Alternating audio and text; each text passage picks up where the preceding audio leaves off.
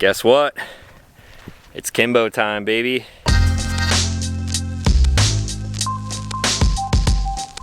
Hey everyone, before we get into today's video of loading up the Kimbo, which is currently sitting on the back of the truck right now, I gotta give a huge thank you to the sponsor of this portion of the video, Hoist. You hear me talk about it a lot, and you probably see me drink it in a lot of my videos. This is absolutely my favorite way to get hydrated, especially when I'm headed down to some hot places like Texas here in this video. If you haven't tried this stuff before, I'd highly recommend giving it a try because they got delicious flavors, it's packed with a ton of vitamins, and it hydrates you way faster and longer than just regular old water does.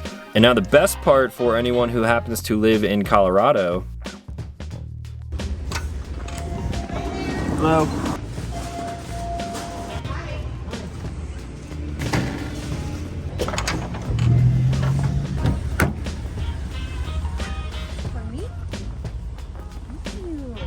That is correct. You can now buy Hoist at a bunch of different come and go gas station locations all throughout the state of Colorado. If buying it in person is not your thing, you'd rather have it just shipped to your house, you can use my code down in the description below and save a little bit of money on your order. I would recommend the blue raspberry, which my local come and go happened to have. They also had strawberry lemonade. Peach mango is great, and also if you don't like bottles, it is also available in packets as well. And that's basically what I leave in my Kimbo. It just saves space and you can have a lot more Hoist with you while you're out there adventuring. So huge thank you to Hoist for sponsoring this portion of Stuff and Things. Now, let's get on the road.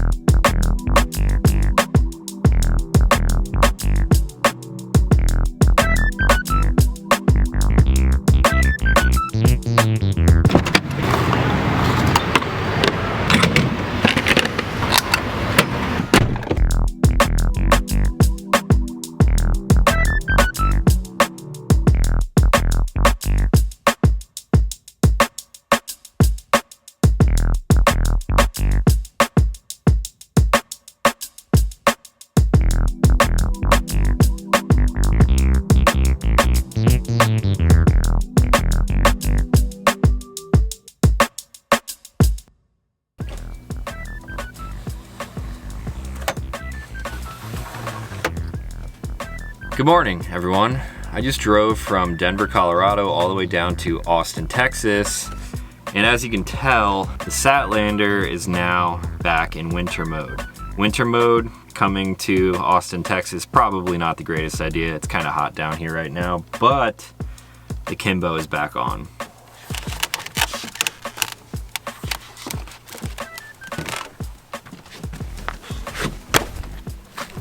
Now this was kind of a last minute decision. I really wanted to kind of bring you guys a video of how I load the Kimbo onto the truck, and then it kind of hit me that my truck is drastically different from a lot of other Tacomas out there or other trucks where people are carrying Kimbo campers around.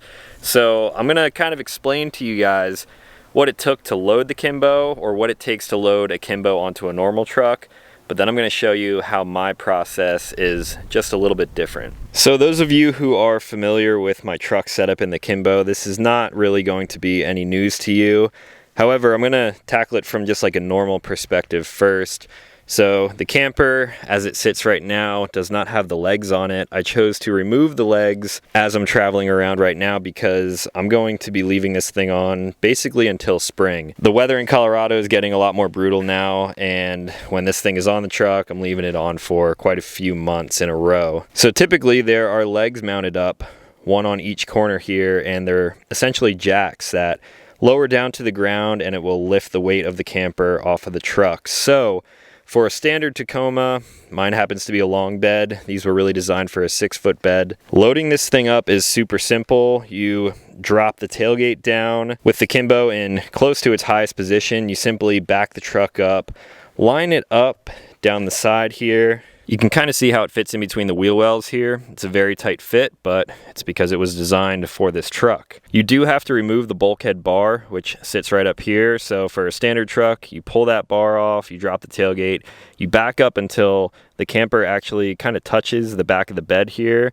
And then once it's in place, you can lower the camper down onto the truck. You put the jacks in the highest position, how you guys may have seen me running this camper last year, or earlier this year, I should say. And then you have these 4 ratcheting connection points here, which go to the D-ring on the bottom of the bed on each side, and then up front onto the D-rings that are on the bed side. Now, Kimbo recommends that you don't crank these down super tight, so as you can tell, I still have a little bit of adjustment there in the straps. It does have a little bit of movement to it, and that is what you actually want. If you put this on a short bed Tacoma, it's going to come out to almost like mid tailgate, so a lot of people will take their tailgate off or just leave it on and run it down full time. I, of course, planned on building this truck to carry the Kimbo around, so that's why I chose the long bed, and this thing fits perfectly. Now, they also recommend that you put some type of liner down here so it's not just sitting on the hard plastic of the bed. So I have some horse mat. If my truck was set up differently, I would just lay one section of horse mat underneath here just to kind of cushion it, allow it to kind of move around sort of freely. I actually built a base though because I'm clearing my roof rack on the top there, which houses my lights and handles and stuff like that. So for a normal truck, you take off that bulkhead, you put the tailgate down, you back up, drop the camper, connect all the points, and then flip up your tailgate and drive right off. Now for the part that makes my truck pretty different from everything else out there. One we already talked about is the clearance issue. So I have a Prinsu roof rack up here with all of my lights and everything on it. And because of that, I want to have a little bit more space between the bottom of like the bed portion of the camper and my actual roof. I could drop this down a little bit lower, but as the truck flexes when you are off-road, the camper will kind of not bounce around, but with the body flex and the bed, the camper will kind of articulate, and you really don't want this thing bumping into your roof, or in my case, the roof rack. So that is why I chose to build this platform, which is about 3 inches. I have horse mat on the front face of it just to kind of clean up the look of it, and then also on the top. That gives me enough clearance for the roof and the roof rack. Now, if you're familiar with my truck, this right here is also not really an issue, but if you're trying to load this thing quick, having a swing out with a bunch of gear mounted on it makes the process a little more in depth. As I look down the side of the camper from this angle here, obviously when the Kimbo is up in the air, it's a little bit higher than it sits on the bed, allowing you to back up. And all of this gear on here, my spare tire and the spare tire mount, these are full-size 35s. My Max Trax mounts, my Roto packs, that will be in the way of not only the legs, which are typically mounted right here, but the actual side of the camper. So my process really begins with having the bed completely empty, taking the bulkhead off, and then also taking off all of the gear on my swing out. It really doesn't add a whole lot more time, maybe 30 to 45 minutes to take everything off and then put it all back on. But with my setup, I do have to remove that stuff. That way this C4 swing out can come down the side without bumping into the legs or the side of the camper. So when it came to actually loading this thing, I removed all of that stuff, including the bulkhead, and then I was able to back up, lower it as normal. Of course, I had to put the platform in instead of just horse mat. I connected all the ratcheting straps for the connection points, and then essentially I can drive away. I then went back to my house where I reinstalled all of this gear, and it's a really cool look. I would prefer to have a full-size spare. Could do without it, but kind of just completes the whole look of the camper. I then took it a step further and removed these jacks for the first time. And what's cool about that, which I didn't really realize until I took them off, is that this is saving a lot of weight. The way the camper sits right now is probably less than 1,000 pounds. And those jacks in total, I haven't weighed them yet, but it's probably weighing close to 115 to maybe 130 pounds. Hey, cameo in the video. What are you doing in Austin, Texas, dude?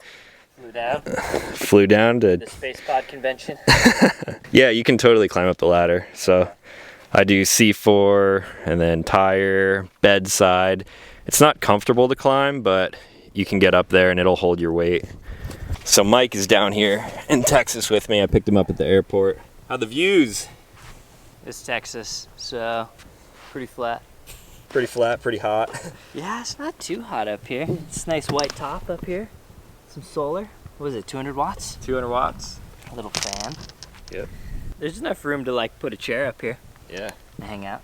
Yeah, it's not the most comfortable ladder to climb, but at least it gives you access to the roof. So that is essentially how I load the Kimbo. It is a lot lighter now because I removed those jacks. And also one more thing, before I actually loaded this up, my buddy Jake helped me with this one. If we step inside here, you will notice that I no longer have my air conditioning unit. So this is a module that you can select when you're ordering a Kimbo. You can get these things completely as a shell and build it out yourself. I wanted to kind of show all of the functionality of what close to a fully loaded Kimbo would look like. So on the front side, which is now up against my rear window of the truck, there's an access panel, and I pulled out the air conditioning unit, which works off of shore power. And instead of using that, I now have my Anchor 757 powerhouse in here. So I have the standard EcoFlow system here, which powers the lights in the fridge and connects to the solar. Looks like we're pulling about 107 watts. The fridge is pumping too because it's hot, so about 50 watts of output there from the batteries. And solar does a pretty decent job, but because I'm constantly charging batteries and cameras and everything else, that's why I chose to run this, because I don't really need an AC in the Kimbo because I'm never going to campgrounds where I'm going to plug in. And Colorado, it's cold. This is like my wintertime setup. So that's another weight savings. This battery probably is about the same weight as the air conditioner was. So kind of losing weight and then gaining it right back, but with different functionality. So that is basically everything I wanted to show you guys in this video. Just wanted to show you how I actually load up the Kimbo, the kind of intricacies with my truck setup. Generally, it's very easy if you're running kind of a standard bed setup without a swing out. You can load and unload the Kimbo very quickly, probably in 30 minutes or less. In my case, it took about an hour and 30 minutes because I had to drive to the location where I keep the Kimbo. I had to remove some gear and put it all back on, but this is it. This is the winter setup now, and while I'm down here in Texas for a few days, I'm gonna be living out of this thing. I've spent 3 nights in here already, 1 on the drive down, and the past 2 nights I've been sleeping in here. So the SATlander is back in winter mode, and you guys can expect some more Kimbo content coming here in the future. If you guys have any questions on this, I've done full Q&A videos in the past. You can check those out in the SATlander Kimbo playlist, or you can just ask some questions down here. I'll try to show you guys some more functionality of this thing throughout the winter time, and I'm stoked. I absolutely love this version of the truck. I love tent camping as well, but for the winter time, this makes perfect sense for me, and I'm excited to travel around the country in the rig. So that's all that I had for today. If you guys are new to this channel, consider clicking subscribe. I make new videos every week. As always, thank you for watching. I'll talk to you in the next one.